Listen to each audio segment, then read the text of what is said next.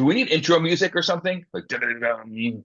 Talk about that every single time. But we got the man himself here, Josh Rynderman, is an intro music of himself, a superstar. And I'm about to pour some wine, and it is 11:57 a.m. where I am, Right. and you, because we are not in Cape Town. But a great welcome to my friend, our friend, a friend of the podcast, Josh Rynderman of Essa Winery in South Africa. Thank you for being here. Literally here. Thank you. Thank you very much for having me. I just wanted to quickly thank Rabbi Bernath for your time and for having me on the podcast. Kenny, thank you very much for having me. Very excited to have you. I mean, does it get better? Look, we're just getting superstar after superstar. So we've really made I it, Rob. am so jealous that I'm not in Baltimore right now. Like I just said before, pre-podcast, I said the real time to be here was last night, and I'm still feeling the effects a little bit, but we were lucky to have a tasting with Josh, I think the first of its kind. And welcome to Baltimore. It was really wonderful having you here last night, and again, we're going to pick your brain a little bit. And I know a lot of people want to learn about your winery and want to hear about your journey, your wine journey. And I guess let's talk first because we like to go dive right into the wine. So I'm going to let you. All right. Some people actually watch this, so we can put it on camera too, but you can say what it is. So we're tasting our 2024 Live and Love Rosé. It's a rosé named after my twin daughters, Levana and Ahava. And it's actually the first 2024 rosé on the market, on the kosher market. Being in the southern hemisphere, South Africa has its harvest season between January and March. We were able to make a rosé in a fairly quick time frame and actually export it to the United States in time for summer. So that's what we have in our glasses here. It's a blend of Pinot Noir and Sauvignon Blanc, very, very fascinating aromatics. But the first vintage that we released of our rosé was a 2022, and it was made in a very, very different style. And we got feedback from a lot of customers that they wanted a more Provence style rosé. So that's what this is. This is a vibrant rosé, great acidity, wonderful fruit forward aromatics, and overall, I think a fantastic value for your money and a fantastic wine as well. What does this retail at? On the shelf, it should be about $18.99 to $20 or so. Certainly great value. I think the prominent note there is that Sauvignon Blanc, that brightness and the citrus. I wish you could taste this with us, Rabbi. I am like sitting here, Rabbi, wanting to be in Baltimore and wanting to be in South Africa. Yeah, it's fantastic. It is an absolute opposite wine of the Live and Love 22, which was a heavier rosé and darker and more full-bodied. I think this is probably the trend, right? I mean, that's why I guess it's an interesting thing that you have a winemaker who's really young but within that, it wasn't one vintage, it was two vintages, but the first one you made since 22, right? Made such a whole shift change based on customer feedback. And like you have this absolutely different style now, and I love it. I mean, I think this is exactly, what people want when they drink. This is what I want when I drink rosé. And I think, as I've said here before, rosé is really never my choice. I am someone who, like, anytime it's a time for rosé, I'd rather have white wine personally. But this satisfies that exact thing that I'm looking for a lot of times. And that price is, something else we've talked about. I really want to talk more about, not with you, but in general, is that I think rosé, like that, I have trouble paying $35-40 for rosé. This is a proper price point, I think, for it. Because when you're looking for it, it's kind of that like refresher. That's the way I look at rosé. And this really fills that niche. Yeah. So well done. Thank you. Thank you. I think Josh, rosé should be yeah. Cheerful, but and I think cheerful. I think it really should fill those two categories, and I believe our 2024 absolutely does. I agree. Josh, you pointed at a Côte de Provence and the Provence style rosé. For people who don't know what that is, can you talk a little bit about that and what you did with it?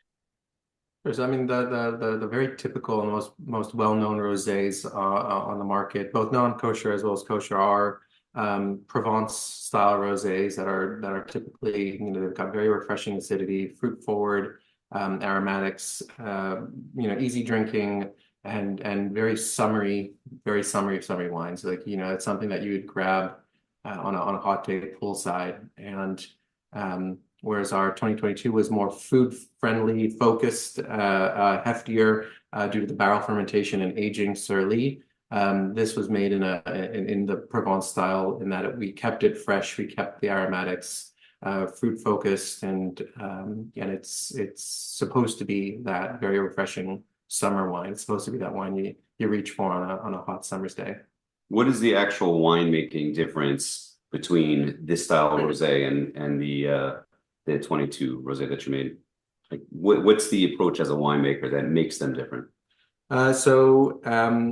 There are a lot of components to making a wine in the style that the winemaker chooses. Some of them being the alcohol content, and you can control that by picking the fruit earlier. And that also assists with the higher percentage of acidity, making that style. So, we excluded barrel fermentation in comparison to the 2022 from the 2024. And barrel fermentation typically adds a lot of heft and weight to the palate. And when you're trying to make a fresh, zesty rosé, that's something that you don't want to do. So when we made the 22, that was something that I wanted to do. I wanted to see how far I could take rosé in terms of its heft and weight and size. And we basically did none of the things that we did with the 2024. So complete opposite end of the spectrum of rosé. All right, and it definitely drinks that way. Like, it's an absolute. But I would hope that you continue experimenting and trying different approaches. But of course, you have to sell wine, which is always the bottom line. Before we get to, we have, thankfully, Josh has brought 4 wines here, and at least some of us are gonna taste through them. Again, sorry, Rabbi. You're rubbing it in. You're just rubbing it in. But why don't you talk a little bit about your journey into wine, how you got started, and a little bit of your history, and how you came to this point of making wine in South Africa?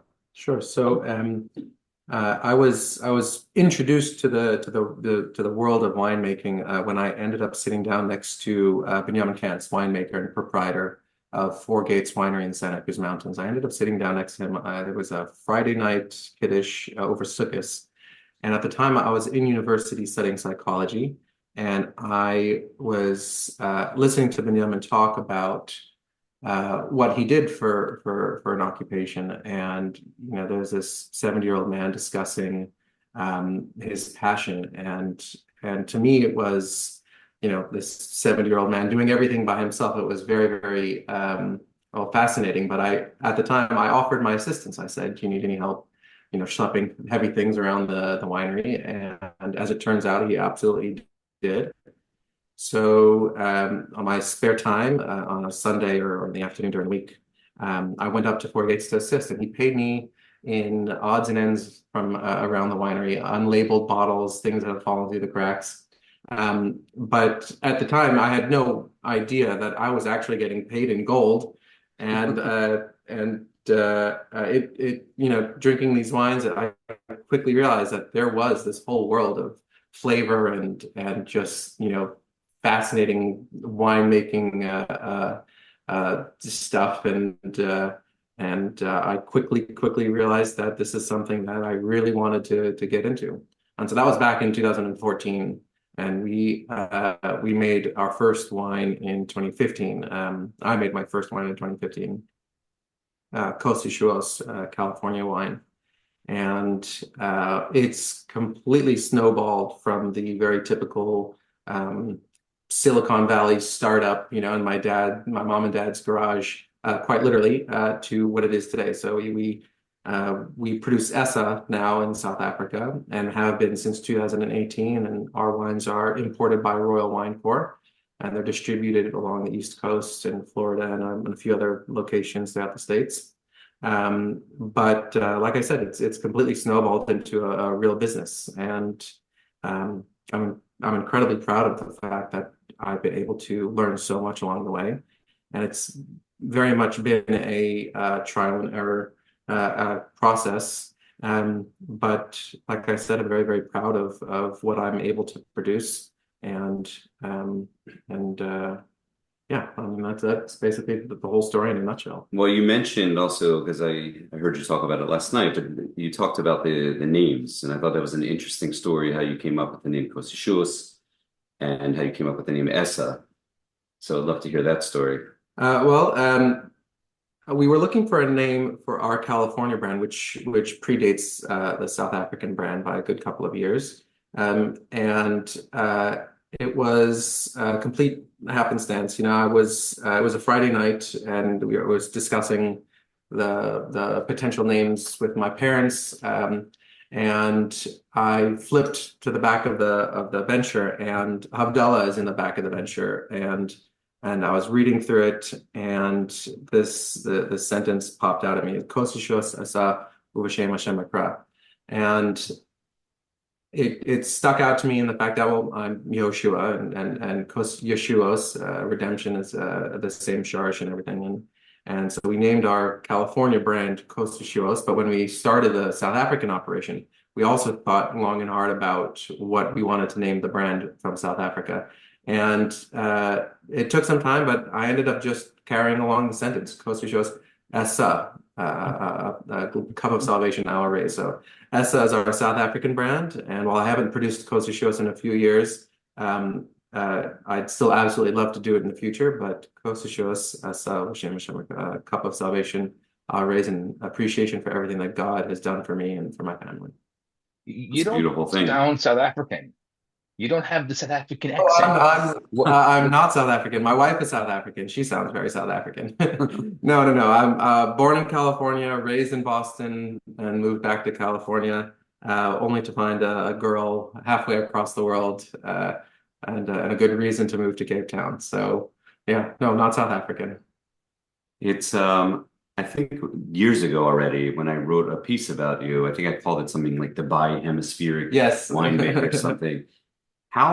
Talk about how that works on a calendar year, how you're able to do that. I know it's obviously very, very difficult to do one harvest and making one vintage of wine in one place. How are you even able to juggle that? Is that something you can continue doing?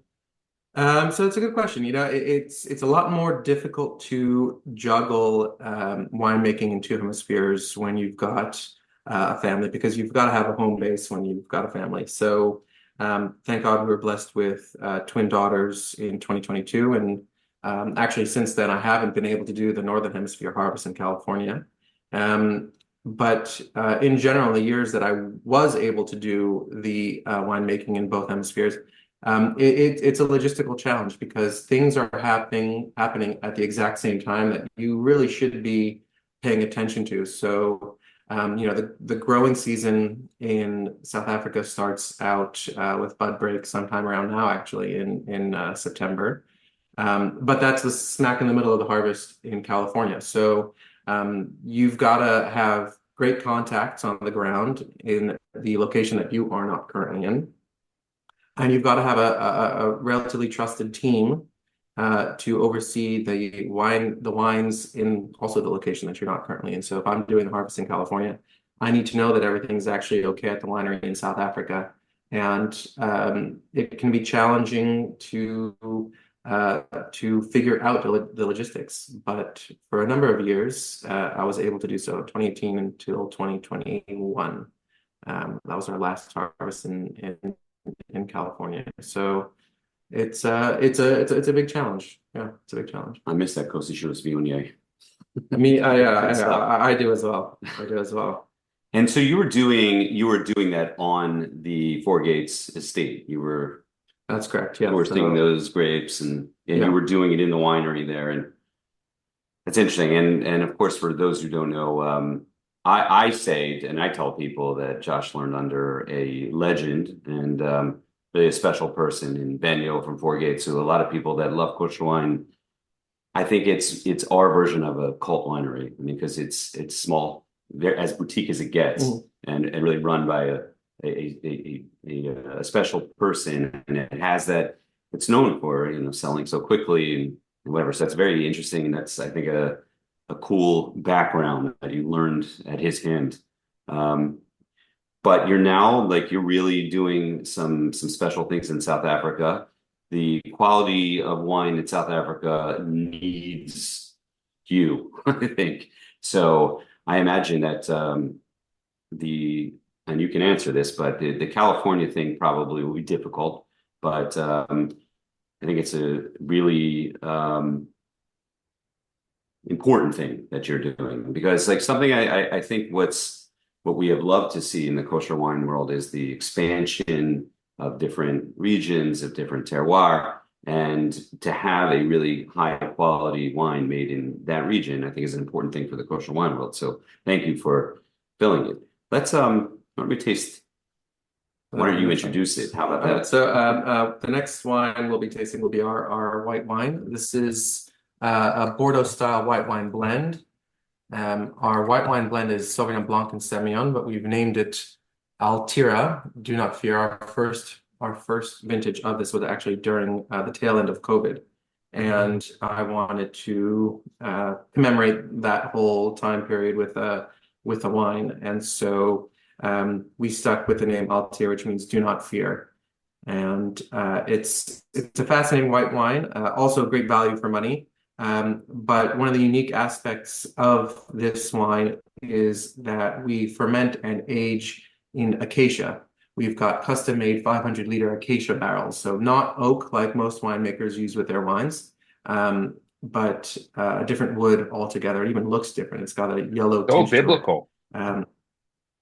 Yes, actually, that was one of the comments that we got last night during the dinner. But yes, absolutely. So it's a very, very unique wine. But the acacia wood lends itself to respecting the aromatics of the fruit, and it lifts the aromatics of the fruit instead of being very overt in its application like oak tends to be. It takes a back seat, and it's more about the physical attributes of the wine instead of being all very, like I said, overt in its application. I would say that I would probably have a hard time guessing that there's oak there. Well, wood, no oak. That what? It's wood, not okay. Not oak. Okay, sorry, wood. Not oak, yes. Sorry, it's the wrong phrase. I would have a hard time guessing there's any wood in there almost. And I think what you're saying, you can see it in the glass, and that it's very aromatic.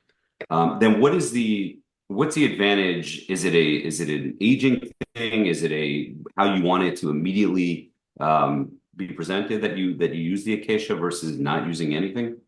Well, so it started out with just an experiment. I had an example from Herzog. Herzog made a Sauvignon Blanc in acacia for its wine club members, and I was fascinated by the concept of using acacia for winemaking instead of oak. And after doing a little bit of research and talking to other winemakers about their opinions of acacia, I realized that it wasn't something that was used all over the place. It's a very, very small portion of the wine world, even non-kosher. Is there another kosher wine currently aged in acacia? To my knowledge, there is not. Yeah. Interesting. But as it presents right now, that maybe it softens it, it rounds it a little bit, and it's not as bracing because you're using Sauvignon Blanc, and it's really a special wine. And as I was telling Josh last night, I think this is probably the best value white wine on the market. Where is this priced? The same as the rosé, so also about $18.99 to $20. Incredible value. I never want to encourage you to raise your prices too much because I'm the one paying that, but this is great wine, and it tastes like wine, 2 to 3 times that price. Oh. So I've actually noticed that, Josh, about your wine, and I'm curious because often, and this is unfortunate, and as Kenny said, we're kind of shooting ourselves in the foot by saying this, but often people attribute the value of a wine with its price. And I've always noticed that you've kept your wines at a very low price, which it does not affect the taste at all, but it does affect the kind of how people look at it. They look at, oh, that's a low end wine. And so, why have you done that? Is there a particular reason for that? Well, I think well, there are a few reasons. The main one being South Africa. South African wine has a reputation for being high quality and yet inexpensive. We have significant costs when it comes to hechsherim as well, as we now have 3 hechsherim on our wine. But I was okay with taking a hit if it meant that more from Jews would make kiddush over our wine and make brachos over our wine. And I'm very, very proud to say that that's a concept that Benyamin actually instilled in me going back to my Four Gates days. He's an individual who, at any point in the process, would take a moment and say "L'kavod Shabbos Kodesh, L'kavod Yom Tov," and it's something that I've also continued to do with my own wines. But it's special when I know that our wines are more reachable to the average consumer, and Jews buy wine for Yom Tov and Shabbos, and for people to be able to make brachos over my wine, kiddush and everything like that. It's meaningful to me. So I am trying to make my wines as available as possible, and I don't think my wines are cheap, and they're certainly not cheaply made, but they are certainly more accessible to a wider range of the market than if we would, price it accordingly, at a higher price point. No question. Part of that perception, I think, and that was a very good question. I think about that all the time. But part of that is in the bottle itself and the way the bottle looks. And these bottles, not only, by the way, love the label and I love the coloring. I'm sure a lot of thought went into that. But also, even the rosé and the $20 white, they all have the wax around it. That's something that costs money. Everything here costs money. It's a heavier bottle. It looks like a more expensive wine. When I see this, I'm not thinking, I'd actually be surprised that that's $18, $20, $22, whatever you're paying for that. I'm thinking when I see a bottle like that and the way it appears that has more value, it's all perception, and you and I know better. Obviously, you know better, but there's obviously money put into the bottle. So I think while it's almost surprising how inexpensive it is, and it certainly doesn't drink that way, but that's an interesting topic, is that in South Africa, that to some degree you can probably make wine of such high quality at a better value for yourself, for the winemaker, than you can in a place like California. Mm-hmm. And you know that firsthand in both. So but it's good for us that as consumers, that these bottles are available, because we all know, especially in the kosher market, how expensive everything is. And I'm not talking just wine, food. So to be able to really get value, and I think, a non-kosher keeping person would happily pay that for this bottle. And that's unfortunately uncommon, I think, in our world. So I tell people all the time that Essa is possibly the best value kosher wine that exists. That's a huge compliment. Yeah, I'm proud that we can say that about our wine. A lot of passion, time, and sweat and energy goes into making every single bottle. And I'm just glad that we can get it into people's homes at a relatively affordable price. And like I said, have Jews make kiddush over our wine. It's really, really, truly meaningful to me. I think it means something to me as someone who's from, to hear a winemaker say that about how they had. Listen, there's a lot of great wines coming out of, I'm happy they exist, coming out of non-kosher French chateaus, and it's a special thing that they make, runs for us. But like when you hear a winemaker say that it was made, l'shem mitzvah, that's a beautiful thing. And I think it translates to the glass also. So amazing. So is it hand dipped? Everything, every single bottle is hand dipped. Yes. I got a question last night as to why we do the wax seal and how that all started. But it all happened just out of necessity, actually. The bottling lines in South Africa don't have the foiling mechanism that they do here in South Africa. You'd have to get a whole nother truck in to do that. So what we would do is we would bottle, and we put all of our wines in bins and seal them up, as they currently would only have the one seal, which would be the cork. And the mashgiach and I would go in on a winter's day, and we'd open up a bin or two and just hand dip every single bottle. Every single one is done by hand. We don't have machines to do it. We're not bulk producers. And I like to think of it as that final check before the bottle goes to the labeling line. So every single bottle passes by my eyes one last time after the bottling line, and it's just one extra step that we're happy to do to make sure that everything is on the up and up. Everything is perfectly fine by the time it gets labeled. That's real. How long does it take? How long does it take? It's actually gotten to the point where I could probably beat one of the machines. I mean, we don't produce all that much, but we're doing 8,000 bottles hand waxed in a winter, and I'm pretty darn quick with it. Yeah. So the wax though it's a kosher thing primarily.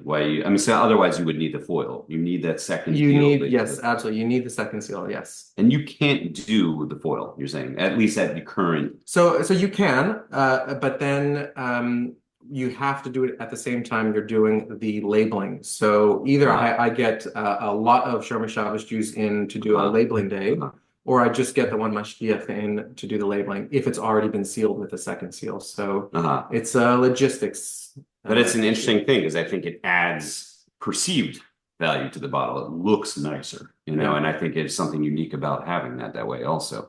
Yeah. That said, I've always struggled with getting, and what is the way to do it? Because a lot of people ask me that, and I have how I do it now, but people get this and they don't know how to attack the bottle.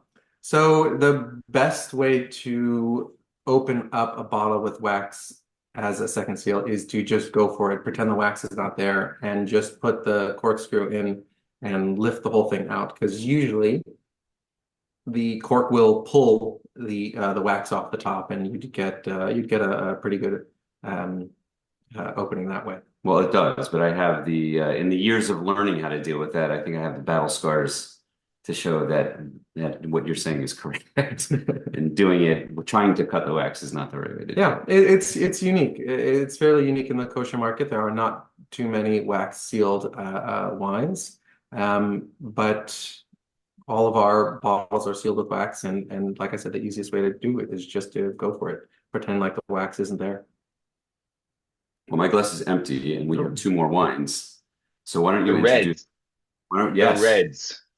The reds. So this is our 2022 Cabernet Sauvignon from a location in South Africa called Franschook, which means French corner in Afrikaans. And it's a region that was populated by the French Huguenots who came to South Africa and settled there in Franschook, and they brought with them all their winemaking techniques, and it was such a French area that it was called Franschook. But there are a lot of old vineyards there and a lot of old names in the South African winemaking community. So for our 2022 Cabernet Sauvignon, you shouldn't expect a blockbuster Cabernet like California tends to produce, but rather a more austere, restrained version, more red fruit focused, slightly lighter in body. And you still get the complexity as we age our red wines for at the very least 12 months in barrel, but it's not the big brutish Cabernet that most people tend to associate with the name. And this is typical of South African wines and South African red wines, is that it's a more cooler climate style than you find in California Cab. Which is another reason, like there's obviously lots of cab on the kosher market. And a lot of people think cab when they think wine, because that's what they know, and we've discussed that. But what makes this unique, besides what you just said, are you going for the South African style, or you're going for some other unique style? So this was the first year that we worked with the vineyard. So whenever you start working with a vineyard, you kind of have to get some idea as to what the vineyard can produce in itself. It's not capable of producing a California style wine. What it is capable of doing is making a wine, with the concept of terroir. So it is from a particular place, and it tastes like it's from a particular place. It's not going to taste like it's from California. It's not going to taste like it's from Israel or anything like that. But this is very typical of Cabernet from that area, from Franschook. And that's what we set out to do with the 2022 vintage of this Cabernet. It is a fresh style. It's very fruity, and there's very bright acid in it. Approachable, but I think this can and will age. But it's that you see it in the glass. It's a lighter color. It's a lighter body than what a lot of people are used to, and I think delicious. Yeah, it's very, very easy drinking. You're 3 for 3 today. So hope I can go all the way. Well, I know the answer already. I drank plenty of these last night. I'm kind of hoping that number 4 is the Emunah. If not, I'd love to talk about that.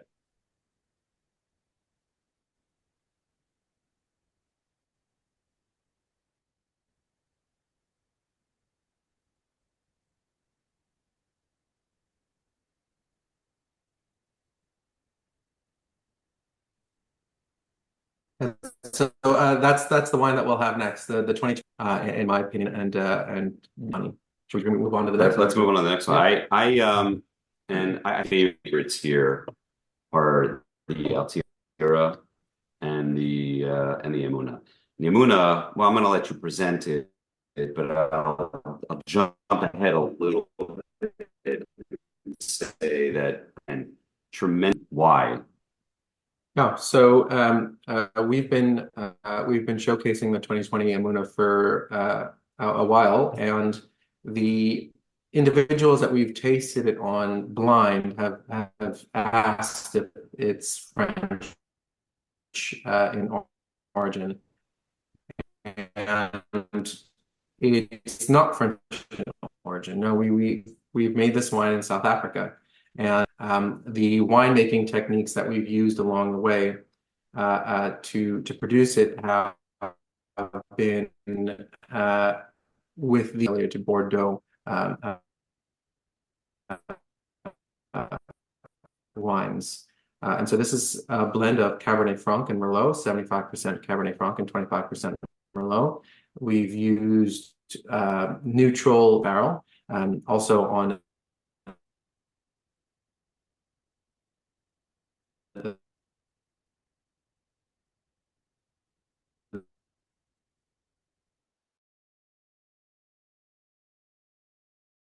the fine sediment, things like that. And yeah. I think that nailed it. That's exactly what I get out of it. Super old world, and yeah, super earthy. Really great. I'm keep repeating myself, but tremendous value. I think it's hard to find wine on the market this way, especially that immediately you open it and this doesn't. Well, I think a lot of what this achieves right away is sometimes what you're looking for in Bordeaux after it's been cellared for some time. Oh. And this is ready for prime time and fantastic. How do you think these wines, and maybe compare the two, and you obviously make other reds also, aging potential of your wines?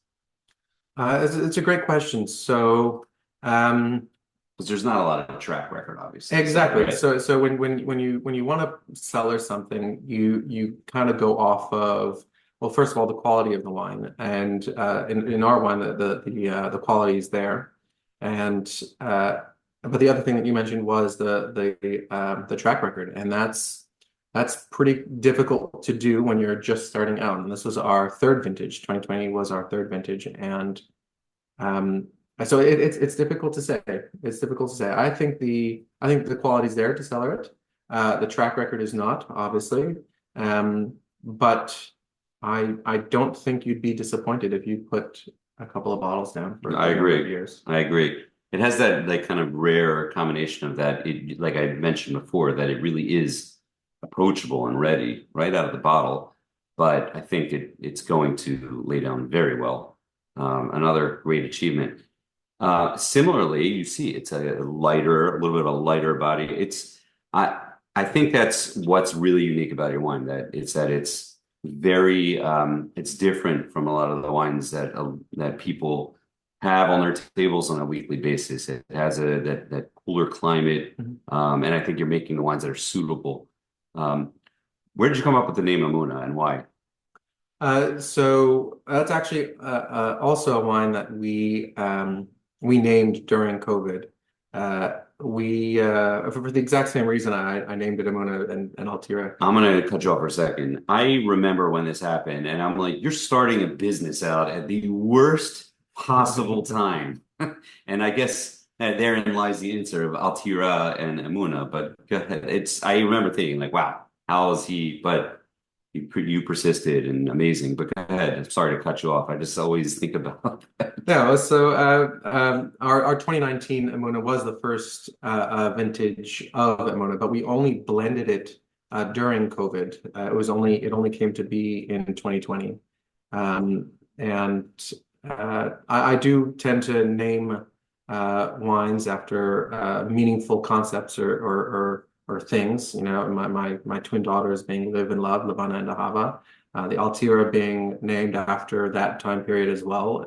And Emunah was the original, actually. That was our first blend. It was a Bordeaux style blend. And Emunah was something that I think I was lacking in during COVID. My wife was stuck in America during the lockdown for visa reasons. And I was there in South Africa by myself. And it wasn't a particularly pleasant time to be in South Africa. Their lockdown was quite intense and overreaching in numerous applications. But I again wanted to name it after that period in my life. And Emunah was something that I needed more of. So I had to physically make it. I had to physically make a wine that would fill the hole, so to speak. I'm not an alcoholic. But yeah, so that was the whole concept behind Emunah. We named it Faith. Try being a shul president during COVID. Get back to that. Surprised I can still anyway, what does the PTSD that you involved? Oh yeah, you're telling me. What does the future hold for you? Like, first of all, in terms of you're obviously chosen a lot of French varieties. Do you plan to stick with that? Do you plan to experiment? Do you plan to experiment with those different varieties, different winemaking techniques? What's on your agenda for the next? What's your 5-year plan, or what's your 10-year plan? Great question. I think winemakers love talking about the future, even though it's not at all in our hands. But it's part of the whole concept of winemaking. You've got to be able to look into the future, at least try to plan for the future. But recently, I mean, going forward, our 2023 releases and everything else going forward now has a more Heimische texture of Dan Wolf from Amsterdam. So we're trying to expand the market as well, and the accessibility of our wines.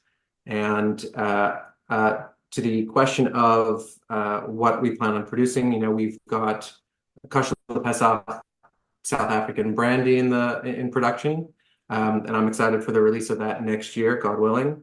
And this coming Pesach. Unfortunately, because South African brandy laws are so strict, it actually matters to the day when you've put your brandy in barrel. And if you're going to call it South African brandy, it must, by law, be aged for 3 years minimum in barrel. So the harvest in South Africa runs right up until Pesach, and that causes time constraints. And so we've only been able to put our first brandy into barrel around Shavuos time, almost 3 years ago. So we're unfortunately going to miss Pesach, but they will be, God willing, on the shelf in time for the following year. But more focused on wine, we've got a Nebbiolo coming out towards the end of this year. We've got dry Riesling from South Africa. It's It's a German variety, but we've made a pretty darn good example of it in South Africa. We've got another white wine blend. We took the Altira concept and said, what if we actually do it in oak instead of acacia? So we've got a blockbuster of a white wine blend coming out similar to the Altira. And we've made our first Pinot Noir from a cool climate, Hemel and Aarde. And that will, God willing, be released next year. So for those who are very, very into their Burgundy style wines, we've got something for you in the coming months as well. So we've got lots in the works. It's interesting because those who may not know, I mean, you're talking now more like cool climate, Riesling and Pinot Noir, and I probably should have asked you right off the bat because I'm so happy to hear that. That's what I could tell you. Asking for a friend, any bubbly in the process? Any bubbly in the process? I ask everyone that. So funnily enough, Just asking for a friend. It's a good question. I'd love to make a very typical South African style of bubbly, which in South Africa it's called MCC or Method Cap Classique. And they are method champenois, which means they're made in the old world style of making bubblies. And it's a challenge that I would very, very much like to tackle. And I hope to focus on it in the coming vintages. Absolutely. Another question. You're singing to Kenny right now. You know what? I'm just happy to hear about the Riesling. I can't expect everything all at once. I know I'll be asked this afterwards. Are your wines in Israel? Will they get to Israel? I don't actually know the answer. Are they in Israel currently? They are not currently in Israel, except for the few individuals who have really truly fallen in love with our wines, and they go. Yeah, they go through the hassle of shipping my wines all the way from the bottom of Africa to Israel, and it gives me tremendous pride to know that my wines are being enjoyed in Yerushalayim. And so yes and no, my wines are there, but they are not exported there with the purpose of creating a market. We actually don't produce a significant amount of wine, and we currently only produce enough to satisfy one market, and that being the United States. But here at Hashem, we will produce more in the coming years and have enough to supply the Israeli market. I am sure that there are a lot of people there that are interested in that. So, listen, I know you're busy, and I know you have to get away, but thank you so much for being with us. Really special. And I want to thank you again for last night, the people that were lucky enough to be here for that. Thank you. Thank you for putting on quite a show. Special. Josh is making amazing wine, and buy it. I can't, like Rabbi Bernath said, it's wine that's probably one of the best. I think you said the best value. I don't know if I said the best value, but that's a big compliment. A very big one. He's very complimentary. But it's in a small class of like really getting just tremendous value. That the Altira at that price is such a no-brainer that I shouldn't even drink anything else. But you got to have variety in life. But it's really special wine and at an unbelievable price. So please keep up what you're doing. Hashem should bless you, continue to bless you and your family, and for all of us. Thank you. Thank you very much for having me on the podcast. It's really great to have you. Rabbi, thank you so much for having me on your podcast, and thank you for your time. I know you're very, very busy as well. So last thing, where can you find these wines in the United States at least? So if it's a kosher wine shop in New York, New Jersey, I know there are a couple of individuals who stock it in Florida, California. I think there's a shop or two. But kosherwine.com has it. Online Kosher Wine has it. And if you're that desperate, you can always message Kenny, and Kenny can find a way to get it to you. I will. Thanks for being here. Thank you.